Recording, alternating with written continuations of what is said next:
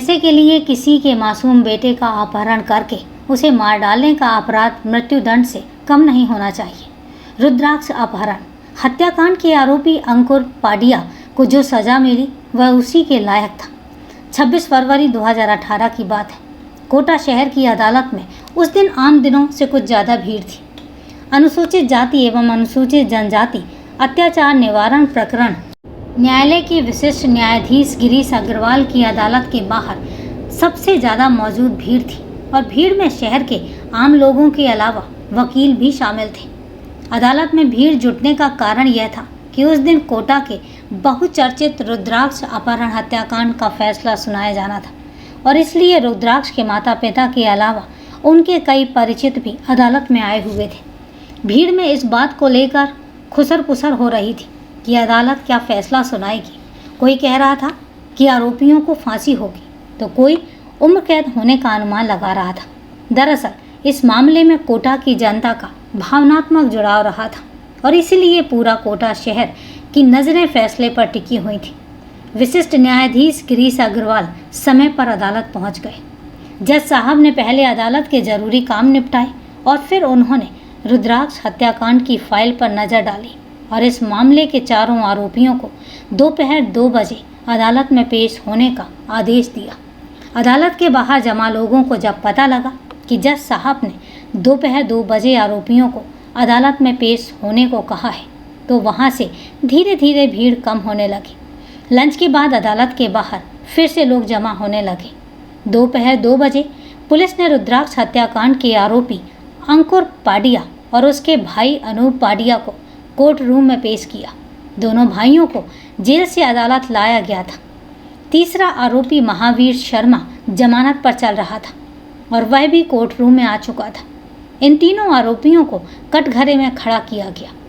इस बीच विशिष्ट न्यायाधीश गिरीश अग्रवाल अपने चैम्बर से निकलकर कोर्ट रूम में अपनी कुर्सी पर बैठ गए और कुर्सी पर बैठते ही उन्होंने एक नज़र कोर्ट रूम में मौजूद लोगों पर डाली और फिर अपने साथ लाई फाइल पर नज़र दौड़ाने लगे। इस केस का चौथा आरोपी करणजीत सिंह दिल्ली से नहीं आया था।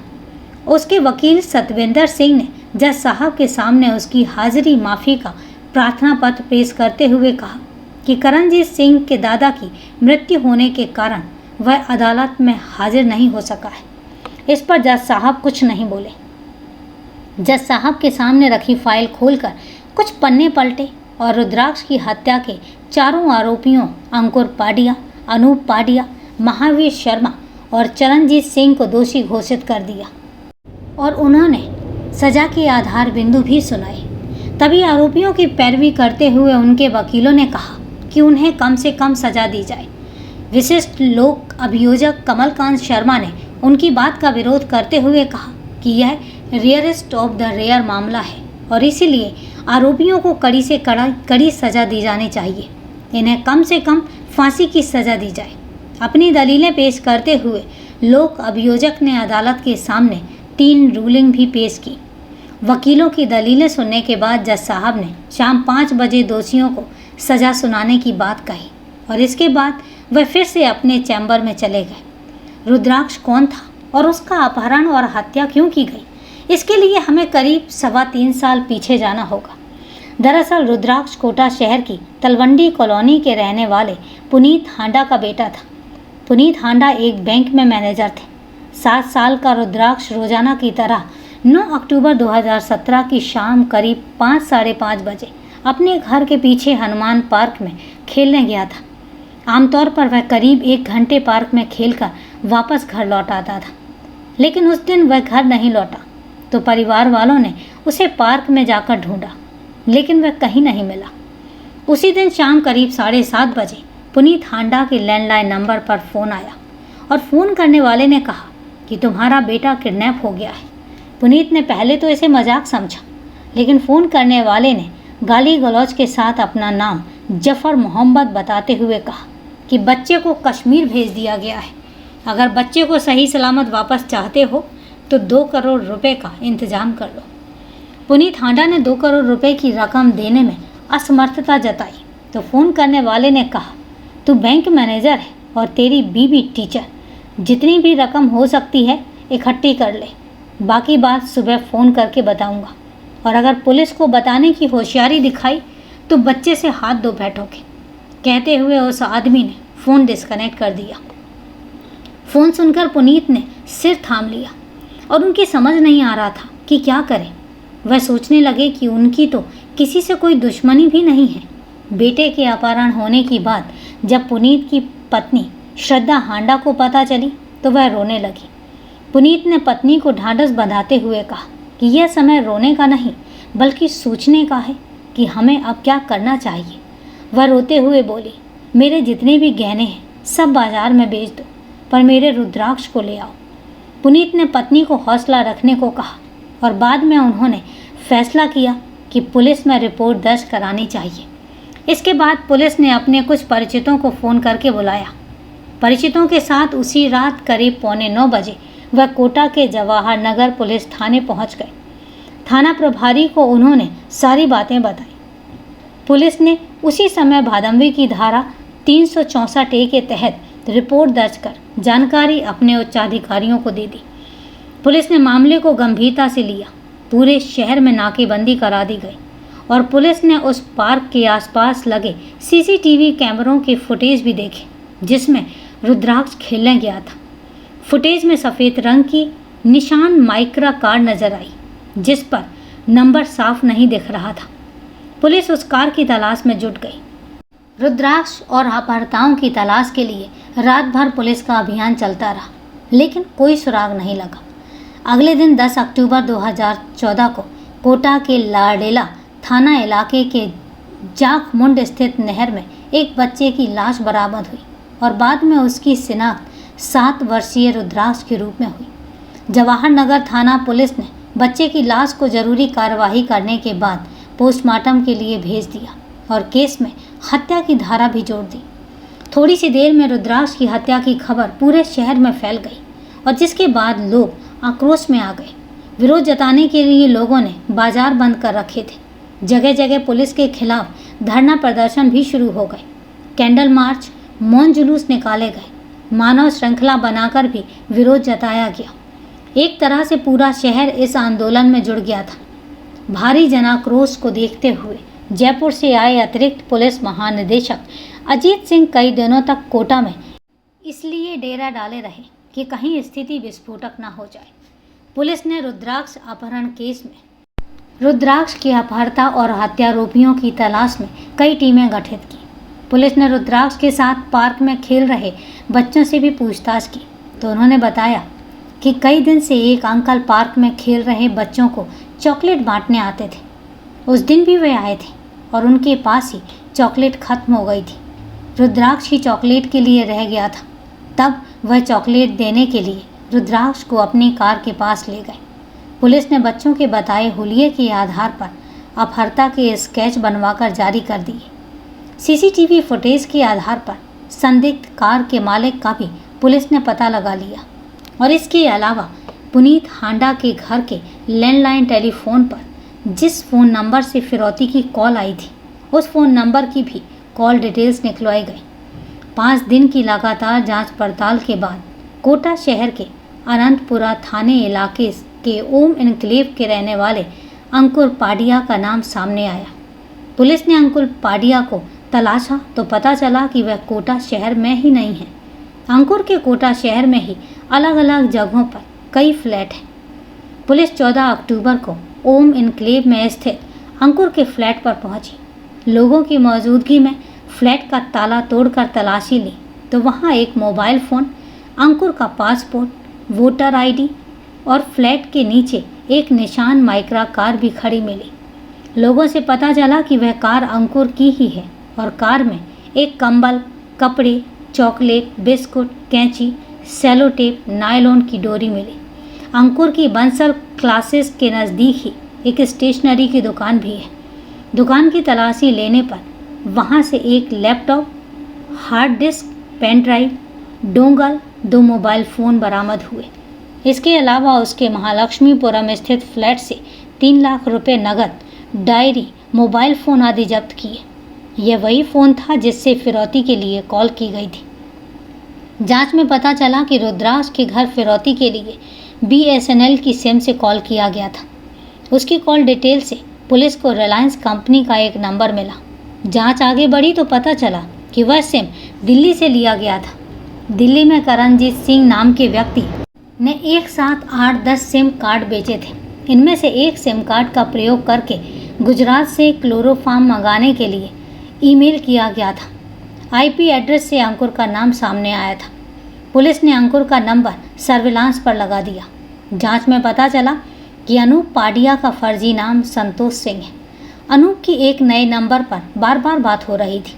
उस नए नंबर का मूवमेंट कानपुर स्टेशन के आसपास आ रहा था। उस मोबाइल की ID उड़ीसा की थी। कानपुर में तलाश की गई तो पता चला कि अंकुर पाडिया उड़ीसा के किसी व्यक्ति की ID पर कानपुर के एक होटल में कमरा लेकर रह रहा है। लंबी भागदौड़ के बाद पुलिस ने 27 अक्टूबर 2014 को कानपुर से अंकुर पाडिया को और लखनऊ से उसके भाई अनूप पाडिया को गिरफ्तार कर लिया। अनूप पाडिया रुद्राक्ष के अपहरण और हत्या मामले में अंकुर का सहयोगी था। पूछताछ में पता चला कि अंकुर पाडिया को क्रिकेट मैचों का सट्टा लगाने का शौक था। इस शौक में कुछ समय पहले उसने लाखों रुपए गंवा दिए थे और जिससे उस पर लाखों रुपए का कर्ज हो गया था और जिसकी वजह से उसे कोटा में महालक्ष्मीपुरम का अपना फ्लैट गिरवी रखना पड़ा था। बैंक का उस पर 39 लाख रुपए का कर्ज था और उसने गोपाल से 65 लाख रुपए ले रखे थे। इसके अलावा निखिल शर्मा से भी 10 लाख रुपए ले रखे थे। कई अन्य लोगों से भी उसने मोटी रकम ले रखी थी। कर्ज से उबरने के लिए अंकुर ने रुद्राक्ष के अपहरण की योजना बनाई। उसे पता था कि रुद्राक्ष का पिता पुनीत हांडा बूंदी सेंट्रल कोऑपरेटिव बैंक में मैनेजर है और माँ कॉन्वेंट स्कूल में टीचर। इसलिए अंकुर को उम्मीद थी कि उनके बेटे रुद्राक्ष का अपहरण करने पर फिरौती के रूप में मोटी रकम मिल सकती है। अंकुर ने रुद्राक्ष का अपहरण करने के लिए कई दिन पार्क के चक्कर लगाए। वहाँ खेलने वाले बच्चों को वह चॉकलेट देता था। 9 अक्टूबर 2014 को वह पार्क से रुद्राक्ष को चॉकलेट के बहाने ले गया और उसे अपनी सफ़ेद माइक्रा कार में बैठाकर क्लोरोफॉर्म सुंघाकर बेहोश कर दिया। बेहोश रुद्राक्ष को लेकर वह कोटा शहर में घूमता रहा। वह कोटा के दशहरा मेले में भी गया। इसके अलावा उसने उन्मेद क्लब के सिल्वर जुबली कार्यक्रम में भाग लिया। उसी रात अंकुर ने रुद्राक्ष की हत्या कर दी और उसका शव तड़के नहर में फेंक दिया। रुद्राक्ष की हत्या के बाद वह कोटा से भागकर कई राज्यों में घूमता हुआ कानपुर पहुंचा और बाद में 30 अक्टूबर को पुलिस ने दिल्ली के तिलक नगर थाना इलाके में कृष्णापुरी के रहने वाले करणजीत सिंह को गिरफ्तार कर लिया। करणजीत सिंह दिल्ली के गफ्फार मार्केट में मोबाइल का काम करता था। उसने पुलिस को बताया कि उसे एक जगह 10 सिम कार्ड लावारिस हालत में मिले थे। इनमें से एक सिम कार्ड उसने खुद रख लिया और बाकी 9 सिम 23 सितंबर 2014 को एक आदमी को 1100 रुपये में बेच दिए।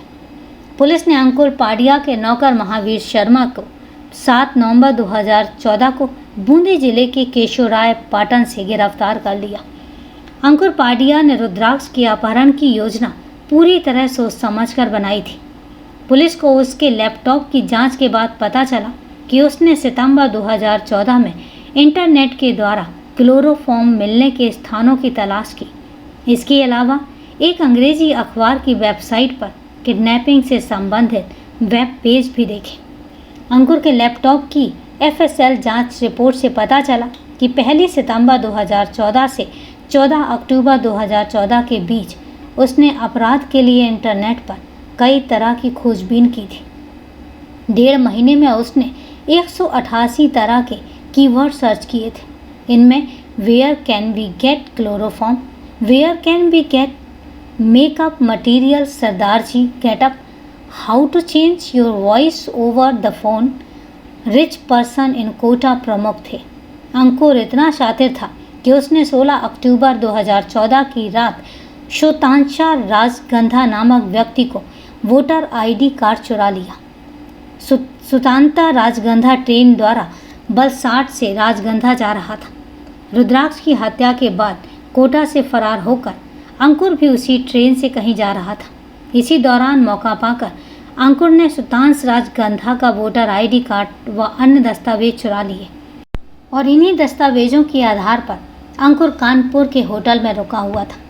अंकुर के शातिराना दिमाग का अंदाज इससे भी पता चलता है कि जब कानपुर में उसे पकड़ा गया तो उसके पास उसका लिखा 2 पन्नों का सुसाइड नोट भी था। इस सुसाइड नोट पर उसके दस्तखत भी थे। इससे पुलिस ने अनुमान लगाया कि अंकुर इस सुसाइड नोट को प्रचारित कर दुनिया की नज़र में मर जाता, लेकिन असल में वह नाम बदलकर अपने भाई अनूप पाडिया की तरह कहीं अन्यत्र रहने लग जाता।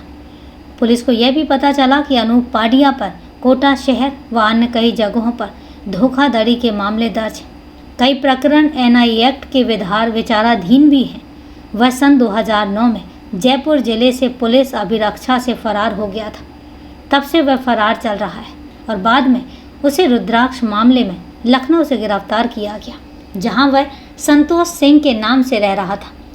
पुलिस की जांच में यह बात सामने आई कि दोनों भाई पैसों के लिए मिलकर अपराध कर रहे थे। रुद्राक्ष की हत्या के तुरंत बाद 12 अक्टूबर 2014 को अंकुर सीधा अपने भाई अनूप उर्फ संतोष सिंह के पास गया। इस मामले में आमजनों की भावना को देखते हुए कोटा के वकीलों ने 2 आरोपियों अंकुर पाडिया और अनूप पाडिया की पैरवी नहीं की थी। इतना ही नहीं, बार एसोसिएशन ने परिवादी पुनीत हांडा की तरफ से निःशुल्क पैरवी के लिए एडवोकेट हरीश शर्मा को नियुक्त कर दिया था। व्यापक जांच पड़ताल के बाद पुलिस ने अंकुर पाडिया के खिलाफ भादंवी की धारा 364 और 302 के तहत आरोपियों को पहले सत्र न्यायालय में पेश किया और वहां से उन्हें जेल भेज दिया गया। तो कहानी लिखे जाने तक सभी आरोपी जेल में बंद थे। तो दोस्तों, ये थी पूरी कहानी, और कहानी को लास्ट तक सुनने के लिए आपका तहे दिल से धन्यवाद। अब कहानी के बारे में आपकी क्या राय है, कमेंट करके ज़रूर बताएं। और चलिए दोस्तों, आज के लिए इतना ही। आपके कमेंट्स के जवाब मैं कल की वीडियो में दूंगी। तब तक के लिए अपना ध्यान रखें, सेफ रहें और सुरक्षित रहें। और इसके साथ ही कल फिर मिलते हैं क्राइम की एक सच्ची कहानी में। तब तक के लिए जय हिंद दोस्तों, जय भारत।